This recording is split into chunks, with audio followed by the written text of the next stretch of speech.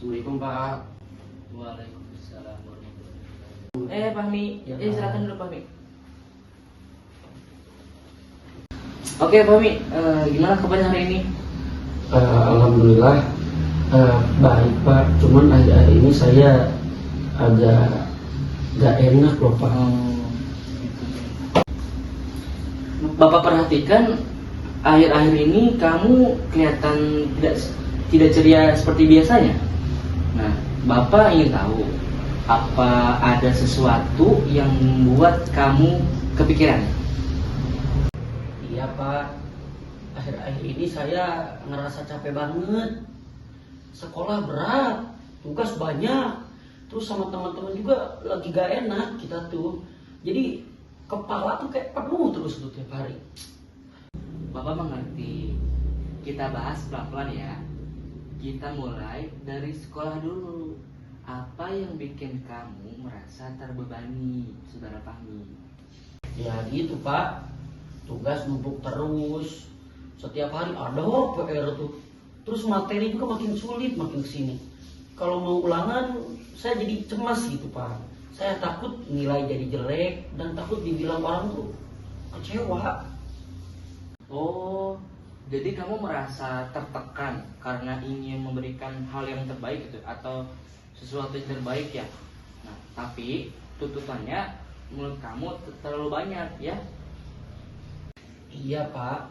Rasanya saya kayak sendirian. Teman-teman bisa santai. Tapi saya malah kepikiran gitu. Terus sampai malam. Kadang jadi susah tidur.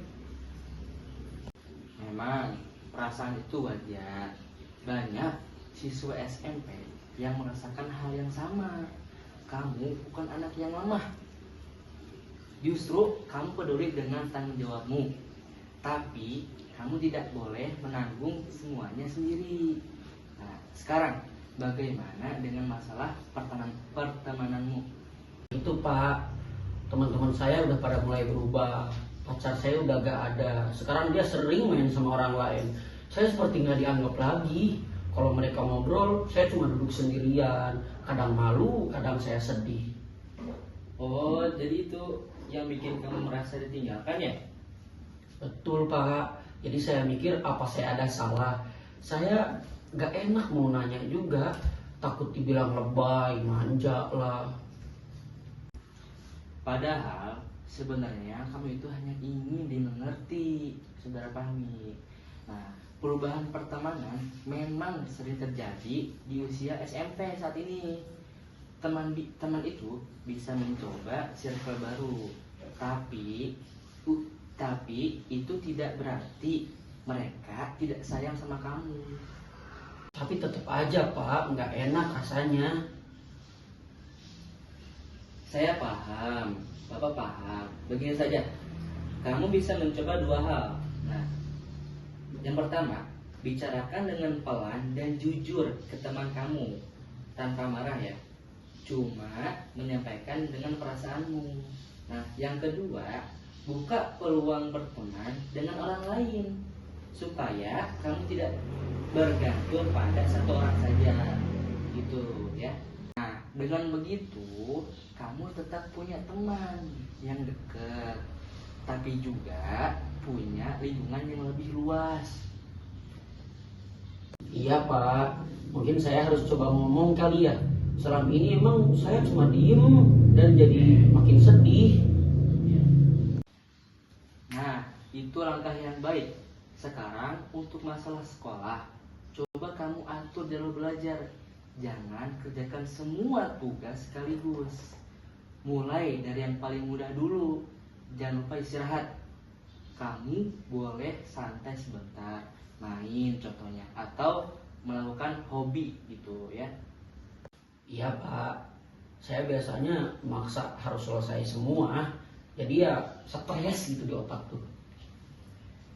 Karena kamu terlalu menekankan diri sendiri. Ingat, kamu itu anak SMP. Kamu berhak menikmati masa sekolahmu tanpa harus terbebani terus. Belajar itu penting, tapi kesehatan mental juga penting. Iya Pak, habis cerita ke Bapak, saya rasa lebih lega. Saya pikir cuma saya aja yang kayak gini. Nah, tidak. Kamu tidak sendirian kok. Banyak yang mengalami hal serupa. Tapi tidak semua berani bercerita. Kamu hebat pasti, Pak Saudara Fahmi. Sudah mau datang dan terbuka hari ini. Itu membuat Bapak bangga kepada kamu. Pak, terima kasih. Saya merasa lega untuk saat ini kepada Bapak. Baik, sama-sama ya.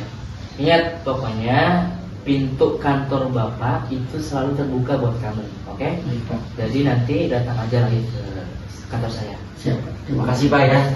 Assalamualaikum. Tahu